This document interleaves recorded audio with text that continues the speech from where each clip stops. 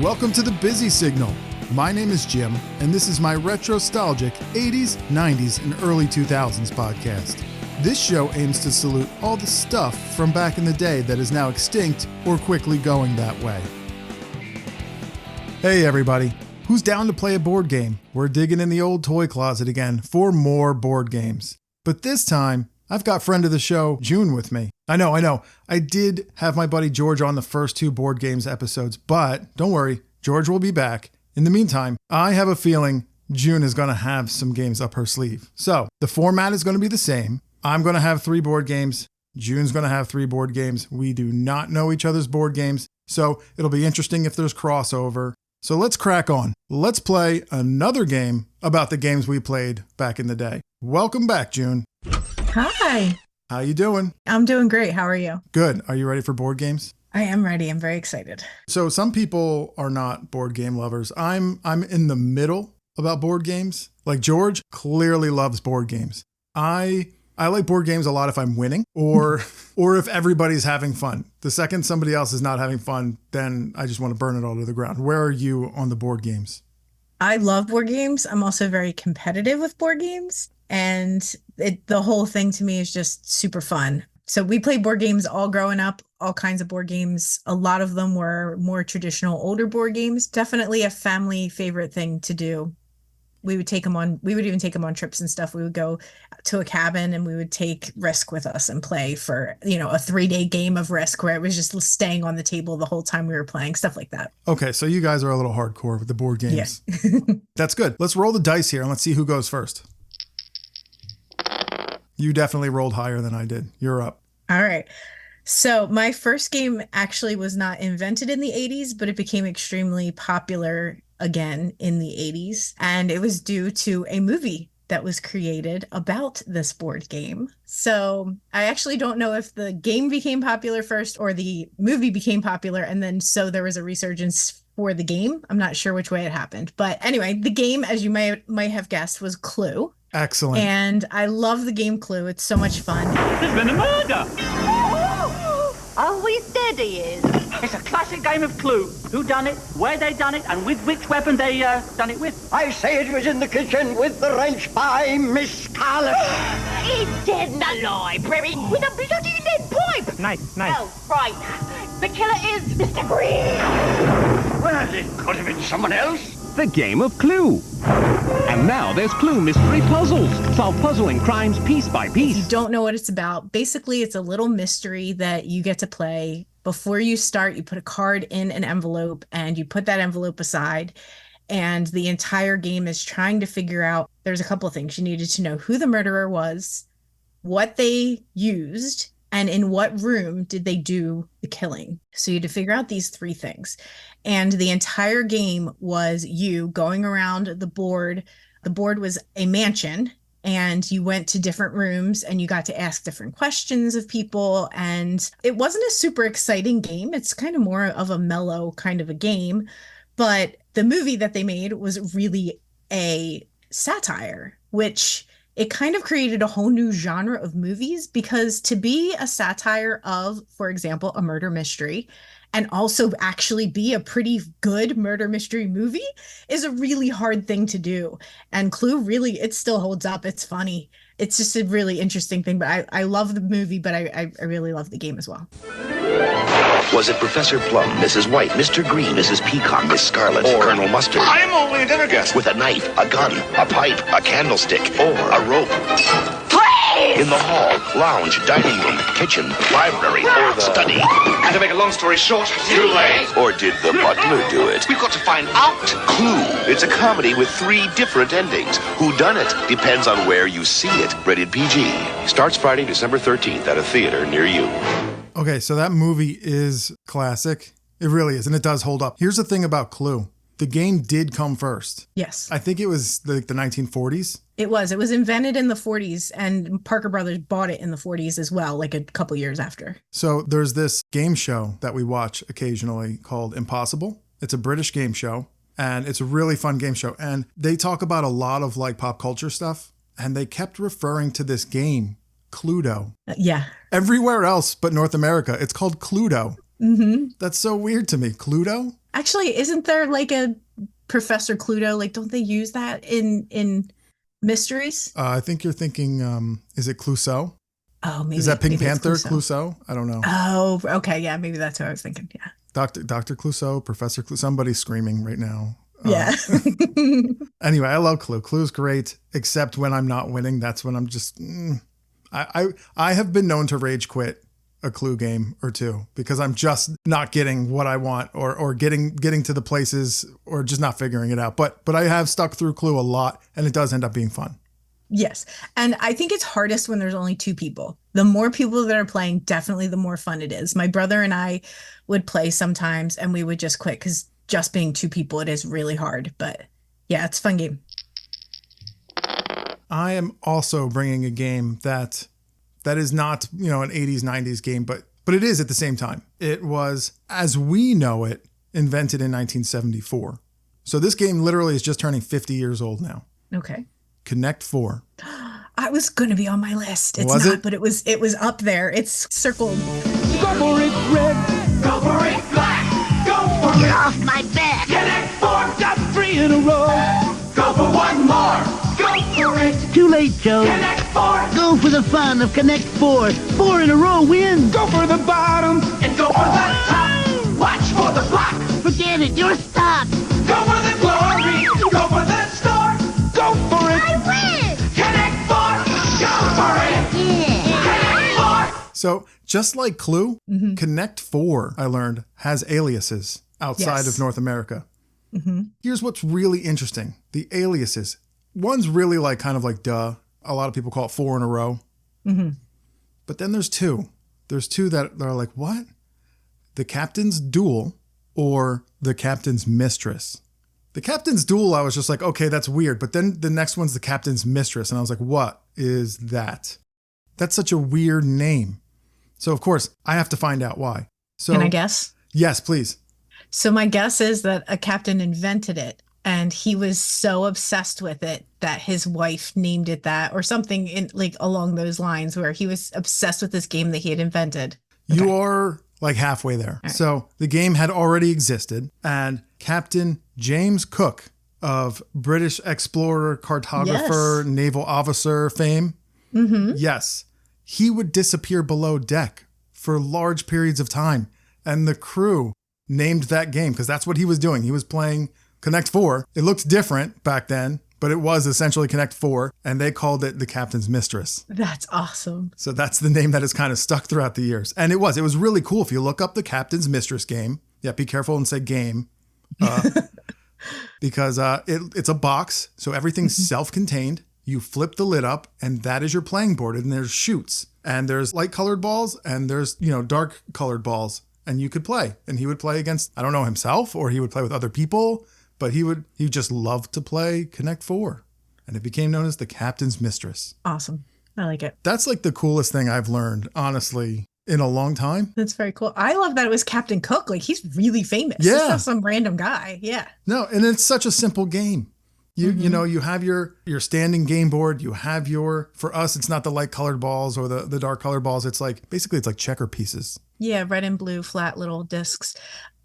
We played on a trip that I went on to Jamaica. We had a game night and it was super fun, and it was Speed Connect 4. So it would be, there were a bunch set up and we were playing against the person next to you, and whoever lost had to slide down a chair until it got down to 2 people. So we just kept doing it until people, and if there were too many people on one side, somebody had to flip to the other side, and we kept playing until we got down to 2 people. And I think I ended up getting 3rd, but it was really fun because you couldn't take any time. You had to go. You weren't allowed to think about your moves so much. I love how competitive we can get with just the simplest of just connect 4 discs. Yeah. Now we have a massive championship.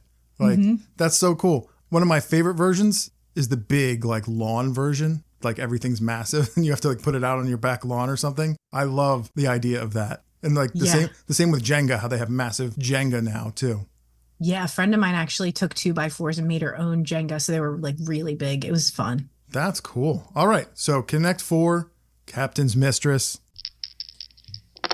The next game has a little bit of a silly name. It's called Cooties.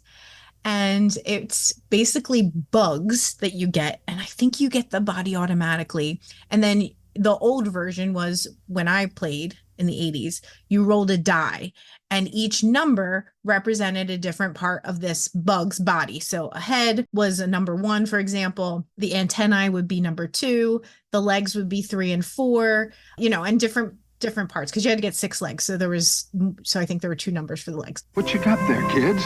Cooties, Grandpa. Oh, your dad had cooties when he was a little guy. Remember the fun of cootie? I'm ahead. Now you can pass it on to your kids. I'm a leg away from winning. Build a whole cootie to win. Ta-da! He's a beauty. No, he's a cootie. Now I think you can still buy this game, but it's a spinner now instead of the dice. Basically, the game is whoever gets all of their pieces put together first wins. So you get a head, a body, 2 antennae, eyes, I think maybe 6 and 6 legs. So you might keep rolling eyes, for example, or a head, and you already have a head, and you have to roll until you get all of your pieces. And whichever person gets all of their pieces first, obviously wins. And I think it was up to 4 players.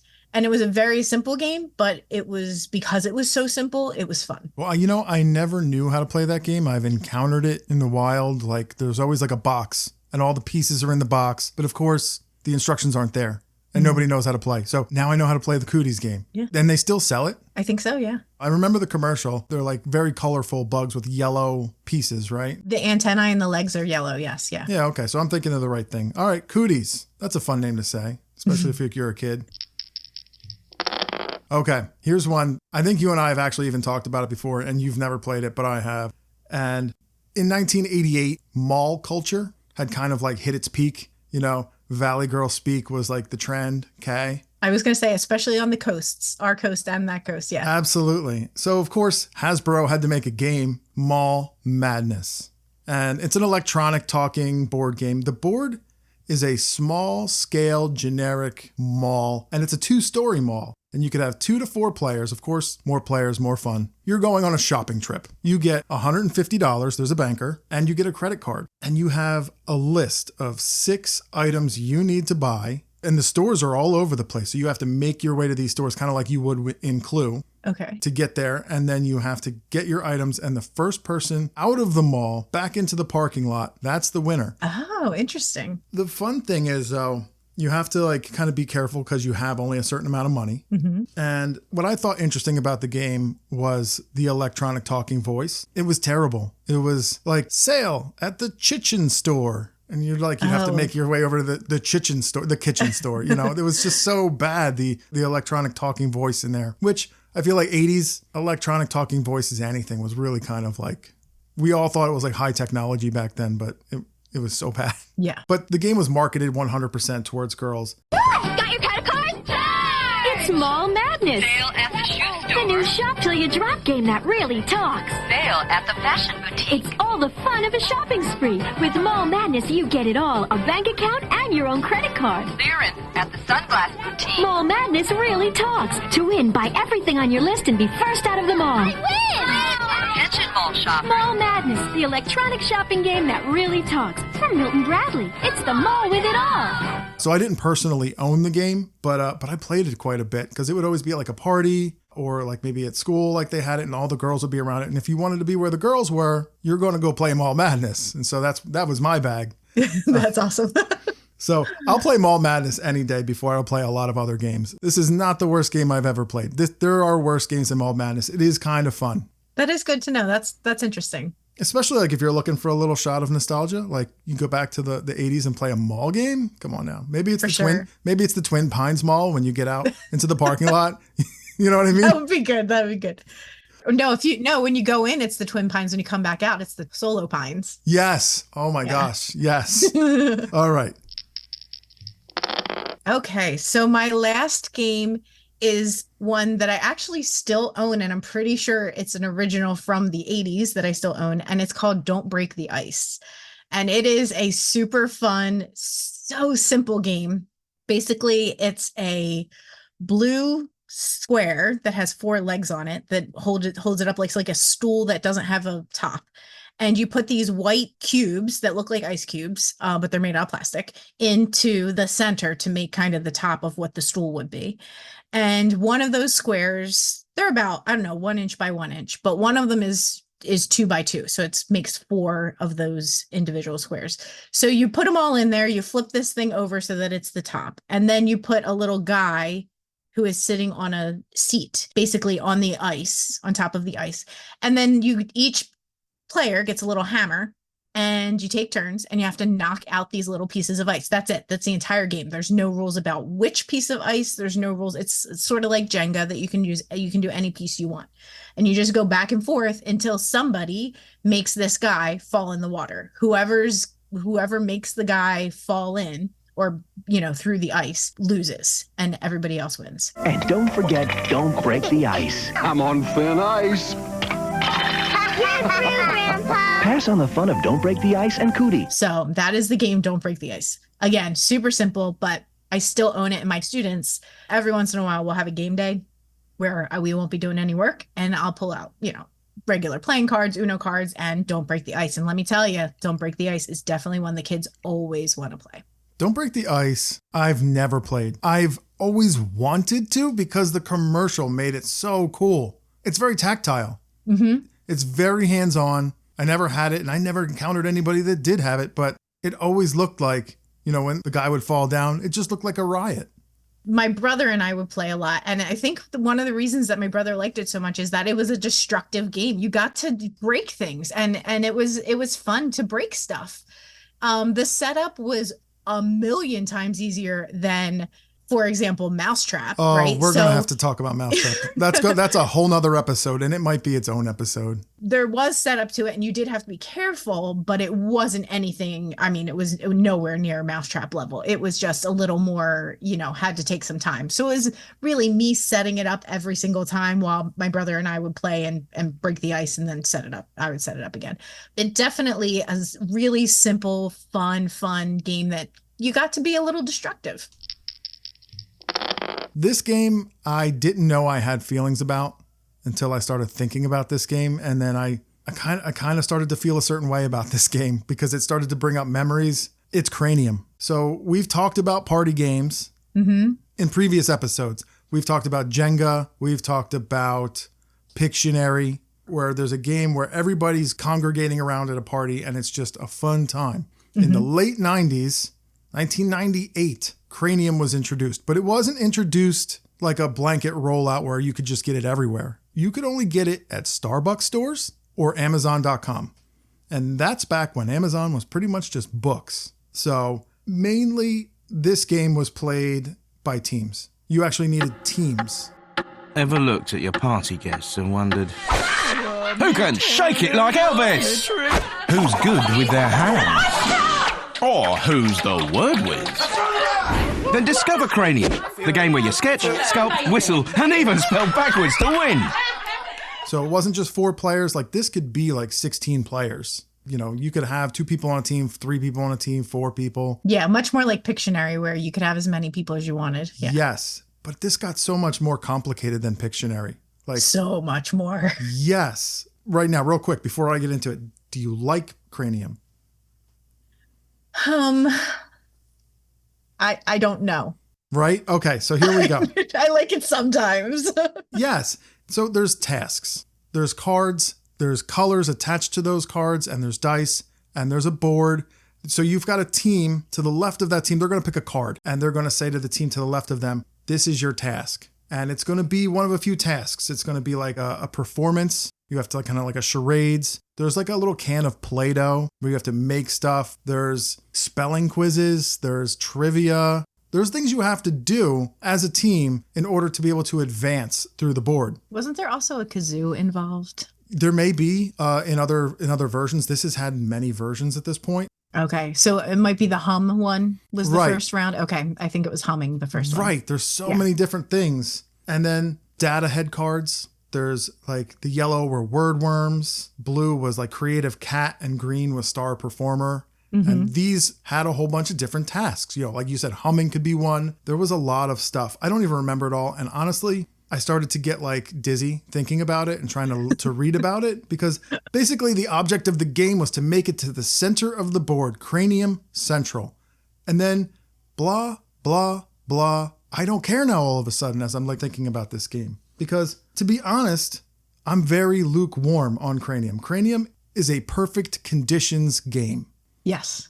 You'd be at a party or you'd have friends over, and Jenga is going to be a game that is quick, and it's going to be, I can come and go as I please. Yeah, and then you can leave and 5 people can play the game and everyone else can be doing something else and it doesn't matter. Yes, I can play around, go talk to somebody, get some chips and dip, come back, play another round. It doesn't matter what happened in between. It really doesn't. Yeah. It's great. Or Pictionary, yeah, you've got teams, and that's really fun because people are drawing bad and there's a board. And honestly, I could drop out of Pictionary too, I think, and come back. It's not that big of a deal. But Cranium, that's sensory overload. It really is. It's like this game is ADHD. I think, honestly, what they were trying to do without saying it is they were trying to be a Trivial Pursuit, but with action instead of just not general knowledge. Because I really do, this whole thing about it being, you know, books sold in bookstores and things like that, is that it was supposed to kind of be a more cerebral, more for knowledgeable, hence the name Cranium, basically people who thought they were smart, right? Yeah. And yeah, I think that's what it was. It was trying to be a Trivial Pursuit but be active instead of just being questions, and it ended up making it feel way too, I don't even know the right word. At the end of the day, it's too much, and it takes way too long to get through turns. It takes way too long to get through the board. And then I've watched games of Cranium go from yay to a free fall spiral, and now people are not talking to each other anymore. Yeah. Like there's always going to be somebody that does something that somebody else doesn't like because the game has already gone on too long, and that person's going to stick to their guns, and now they're a jerk, and now nobody's happy. And then I don't know if I've ever actually finished a game of Cranium. I don't think I've ever played with the board. I think that we've always done all right, which one of these do you want to do? And we just played back and forth without any, no board, no like goal in mind, just to do it for fun. And that's the only way to play. You cherry pick the fun stuff. Yeah, mm-hmm. You're right. You're absolutely right, because it's been almost 20 years since I've played that game. I'm good. If I never go back to Cranium, it's okay. I'm so good. And now that I've vented, I can move on. When I went into Cranium, I'm like, oh, Cranium's fun. Remember Cranium? I think I even still own a Cranium. Mm-hmm. That is collecting dust in my basement because forget that game. So you're not Team Cranium 100% either. Mm-mm. That makes me happy because I hate that game. It's like the Muppets, you know, the 2 guys up in the theater. That was wonderful. Bravo! I loved that. Oh, it was great. Well, it was pretty good. Well, it wasn't bad. Well, there were parts of it that weren't very good, though. It could have been a lot better. I didn't really like it. It was pretty terrible. It was bad. It was awful. It was terrible. Get him away! Hey, boo! That's Cranium. Get it out of here. Yeah. June, thank you for hanging out. Yeah, it was great. Thanks for inviting me. Wonderful. Super fun. Always fun having you on. We will see you again, I'm very sure. All right. Have a great night. You too. Bye.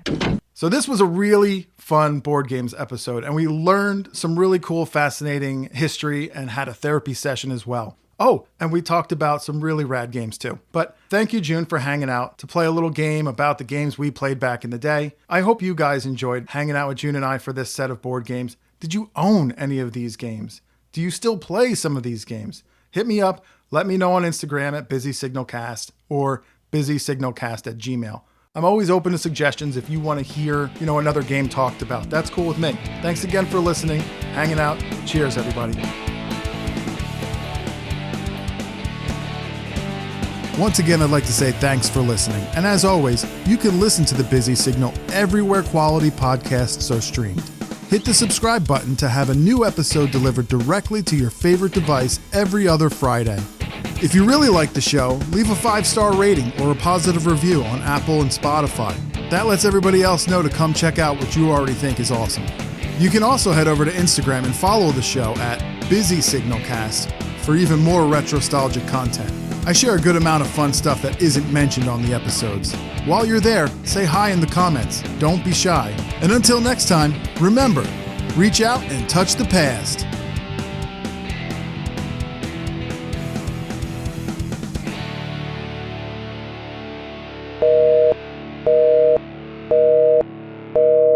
him away!